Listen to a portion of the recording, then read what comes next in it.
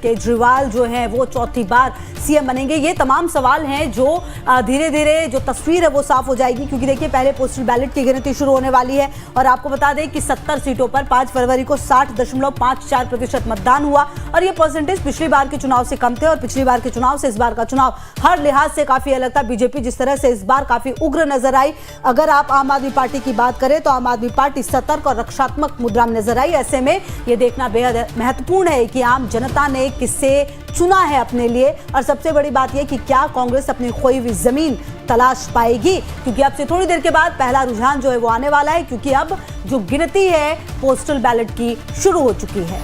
बिल्कुल सही आपने कहा, और ऐसे में उम्मीद है कि जो कुछ देर में स्थितियां हैं वो बिल्कुल साफ होती दिखाई देंगी।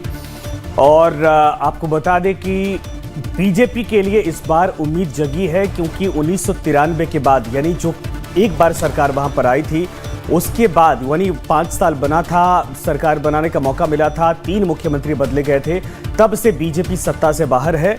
और पिछले 2 चुनाव में देखा जाए तो ऑपोजिशन का लीडर भी नहीं बना पाई थी। ऐसे में बीजेपी को उम्मीद है कि इस बार जिस मजबूती से चुनाव लड़ा गया है उसका फायदा भारतीय जनता पार्टी को होगा। प्रधानमंत्री की बहुत सारी रैलियां हुई हैं, तमाम दिग्गज नेता उतारे गए थे चुनावी मैदान में, और बीजेपी क्या अपने 27 साल के सूखी को तोड़ पाएगी, सबकी निगाहें इस पर टिकी हैं। लेकिन आम आदमी पार्टी का दावा है, सुबह से आपने देखा नेताओं का मंदिरों का दौरा हो रहा है, जाकर पूजा अर्चना कर रहे और दावे कर रहे कि हम तो सरकार बनाने एक बार फिर से जा रहे हैं। लेकिन कांग्रेस, जिसको लेकर कहा जा रहा है कि लगभग 12 सीटों पर वो खेल बिगाड़ सकती है, 12 सीटों पर उसने चुनाव लड़ा था। चुनाव कांग्रेस ने नहीं, बल्कि ये कहा जा सकता है कि जो कैंडिडेट थे उन सभी ने लड़ा था। और ऐसे में कुछ सीटें हैं जिस पर वाकई में वो आम आदमी पार्टी का जो चुनावी गणित है उसको बिगाड़ते हुए दिखाई दे सकती है। ये बड़ी खबर आज की है।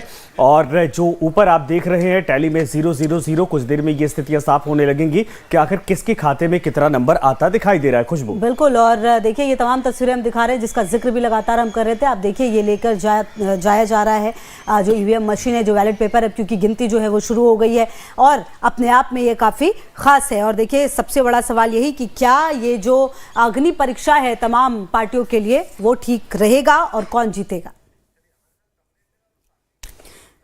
और देखिए ग्राउंड जीरो से हमारे तमाम सहयोगी लगातार हमारे साथ जुड़े हुए हैं। खुशबू की भी मौजूदगी है, कमलेश भी हमारे सहयोगी लगातार हमारे साथ जुड़े हुए हैं। कमलेश, देखिए हम तमाम तस्वीरें दिखा रहे हैं, जब जो पोस्टल बैलेट है उनकी तो गिनती शुरू हो गई, अब से थोड़ी देर के बाद रुझान आने लगेंगे। आपकी मौजूदगी कहां पर है, किस तरह की तस्वीरें सामने आ रही हैं कमलेश?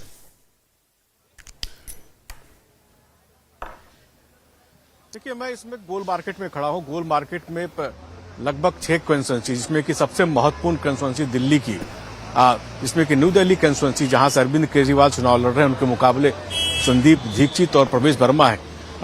उसी कंस्टिट्यूंसी में मैं खड़ा हूं, यहाँ पे 6 यहाँ पीछे स्ट्रांग रूम है, मेरे ठीक पीछे आप देखेंगे तो यहाँ 6 विधानसभा क्षेत्रों का स्ट्रांग रूम बनाया गया, जहां काउंटिंग शुरू हो चुकी है।